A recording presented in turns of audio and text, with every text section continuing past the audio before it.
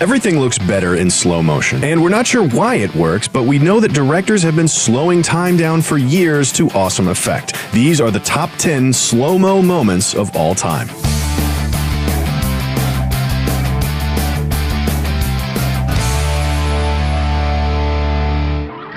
Dodge this.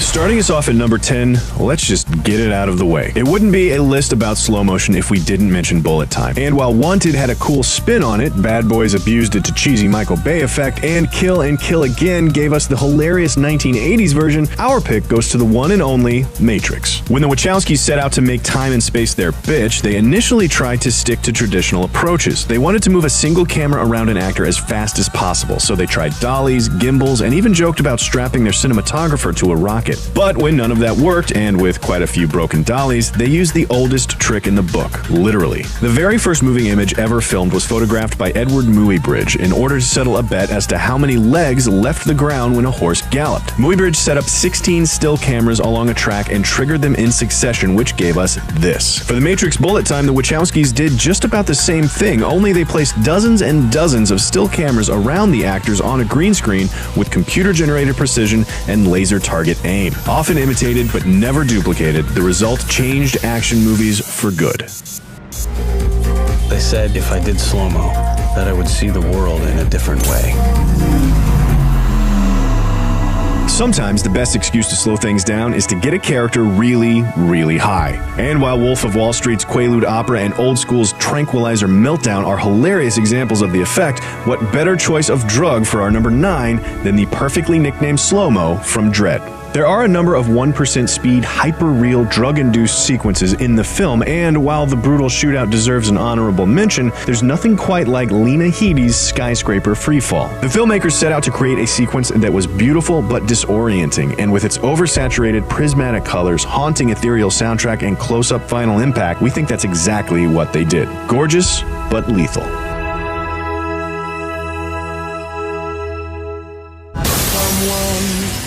So unforgettable, thinks that I am unforgettable too. Now, if there's a filmmaker who's known for using and sometimes abusing slow motion, it's gotta be Zack Snyder. From his awesome speed ramps in 300 to his smooth action set pieces in Sucker Punch to the most melodramatic owls ever in Legend of the Guardians, The Owls of Ga'Hoole, the only film that's escaped Snyder's slow-mo treatment was Man of Steel. But for our number 8, we've got to give it to the gorgeous title sequence of Watchmen. What better way to get through decades worth of exposition and ease viewers from comic book stills to live-action film than with a series of gorgeously staged moving photographs. Based on the comic book panels themselves, each shot is an intricate tableau chock full of pertinent information, extra details, Easter eggs, and in-jokes, like the cop staring down Silk Spectre's shirt or the fact that the couple Night Owl saves were Batman's parents. Of course, the best part is how it reappropriates iconic cultural imagery, from Elvis meeting the president to the Kennedy assassination tapes to Da Vinci's Last Supper, all the while setting up the characters and conflict that drive the rest of the story. While the movie might have been hard to follow for those who hadn't read the book, this sequence truly is a masterpiece of visual storytelling.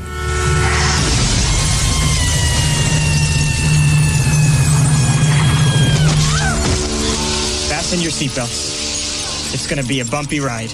Now, if we're talking about slow-motion openings, there are a couple more worth mentioning. The commanding napalm flashbacks from Apocalypse Now, the uplifting beach run from Chariots of Fire, and our number 7, the slow-motion zombie waltz from Zombieland. It's no secret that slow motion makes everything seem epic. Even really boring shit looks badass at 1/10 speed.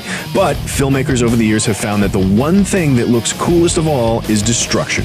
And this opening has it in spades. The snail speed montage of a world gone mad from a zombie virus perfectly marries comedy and horror with the beauty of slow-mo chaos. The sequence is extraordinary in just how excessive it really is, from copious amounts of blood to car explosions to raining money to shattering glass to the hypnotic gyrations of a stripper zombie's nipple tassels. The Zombieland opening credits are an exercise in going way, way, way over the top. But it's hard to argue with it when it ends up being this f***ing epic. That was the Partridge Family's Doesn't Somebody Want to Be Wanted. Now, speaking of badass, there's hardly a more popular badass trope than the group of characters walks towards the camera in slow motion shot. It's been done everywhere, from Armageddon to Pain and Gain to Starsky and Hutch and to Bridesmaids to Monsters Inc. Characters look pretty damn cool when they walk slow. But none of these are quite as classic as another opening title sequence, this time from Reservoir Dogs. Now, for those of you who don't know, slow motion is usually accomplished by doing something called overcranking. Film, which is normally shot and projected at 24 frames per second, is instead run through the camera faster while shooting. To cut the speed in half, filmmakers expose 48 frames in 1 second. Then, when they project those 48 frames back at the normal 24 frames per second rate, that 1 second of action takes 2 seconds to play back. And then you have slow motion. It's called overcranking because early cameras were cranked by hand instead of turned by motor. Unfortunately, not all cameras can accomplish this, and rumor has it that Tarantino couldn't afford one of the ones that could,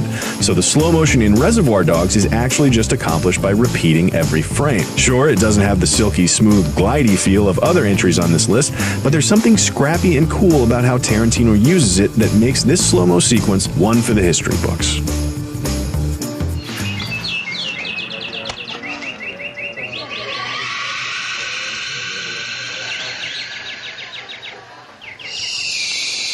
If there's one thing slow-mo is practically made for, it's capturing the chaos and destruction that is a shootout. Gun battles are fast and the action is often hard to follow, which is why directors often turn to slow motion to make it comprehensible. The Wild Bunch and Bonnie and Clyde both used intermittent slow motion to control the pace of their final gun battles, and Brian De Palma used it in The Untouchables not only for its badass factor, but to build palpable suspense. However, our number 5 goes to a different stairway shootout, the one from Hard Boiled. Capitalizing on the destruction of an entire tea house, Hard Boiled is perhaps the best-known Hong Kong film from director John Woo, who is not only known for creating the martial arts-esque gunplay action style known as gun fu, but also for putting flying doves in everything. Hard Boiled is a cops versus triads story about a saxophone-playing officer named Tequila, and the very first scene sees him taking on an entire room full of bad guys, elegantly mixing slow motion with regular speed footage. And the sequence culminates in an epic slide down a stairway banister, bobbing in and out of real time, dual-wielding pistols like a boss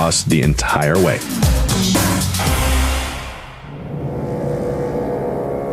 Hello, Danny. Come and play with us. When people think of directors that favor overcranking, they might first mention Zack Snyder, Tarantino, Wes Anderson, or even Michael Bay, but they probably won't have Stanley Kubrick on that list, which is funny because Kubrick has created quite a few of the most iconic slow-motion shots of all time. From the Bone Tool in 2001 to the Droogs fight in A Clockwork Orange, Kubrick is a slow-motion virtuoso, but he outdoes himself with our number 4, the eternally creepy elevator full of blood from The Shining. So far, we've seen slow-mo used for exposition, tension, action, humor, and a whole lot of badassery, but it's rare to find it used for terror. But when it works, it's incredible. Kubrick's tidal wave of blood is pure nightmare fuel, and its speed only amplifies the dread. Kubrick used almost 300 gallons of fake blood over 3 different takes, all of which took 9 whole days to prepare in order to execute this shot. And we're glad he kept insisting it look more and more realistic. We won't join the legion of fans in speculating on what it means, but we have no problem claiming it as one of the creepiest slow-motion moments ever shot.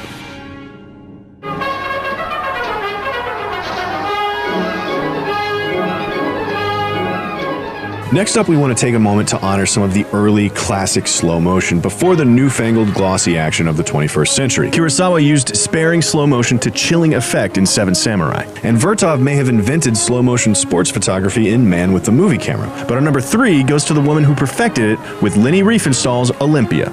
Riefenstahl may be better known for her Triumph of the Will, which, if you're not familiar, is both a masterpiece of filmmaking and Nazi propaganda. But her lesser-known Olympia is no less beautiful or controversial. The entire movie dips in and out of slow motion in order to capture the elegance and beauty of athletes at work and play, but nowhere is it better than in her diving sequence. Riefenstahl basically invented the sports documentary with this film, but she hardly concerned herself with winners or losers. She focused on the form of the human body and the movements it creates. Sure, it sucks that she pretty much only photographed white athletes, but we can still admire art while condemning its artist, and Olympia definitely belongs on our list.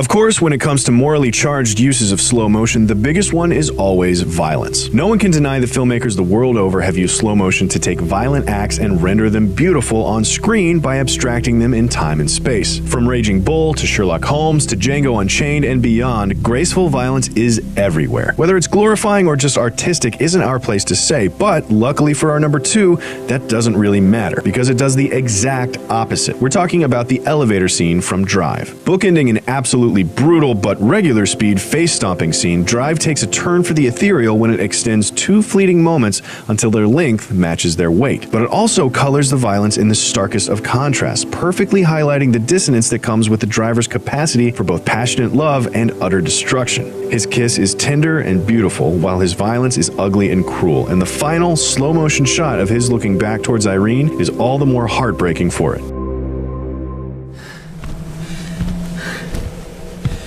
Nice and hot in here. Okay, I'm laying on the charge. Nice and sweet. I'm coming back. And finally, rounding out our list at number 1, what's more perfect for slow motion than an explosion? And while we didn't pick some of the other examples that just missed our top 10 from Inception, Tropic Thunder, or Swordfish, we did pick the opening sequence from The Hurt Locker. There's no sense of glory in this violence, just terror, pain, and heartbreak. The sequence works because it feels so real. There's no cheesy CGI or overwrought melodrama, just a man losing his life in the briefest of instants. And it's a vital scene to the movie, brutally establishing the stakes of every moment that these men risk in the field. By making us feel the consequences, we spend the rest of the movie grappling with our own fear. It's gut-wrenching and raw, which is why we think this is the best slow-mo moment of all time. So, what do you think? Do you disagree with one of our choices? Did we forget to mention one of your favorite slow-motion scenes of all time? Let us know in the comments below, and be sure to subscribe for more Cinefix movie lists.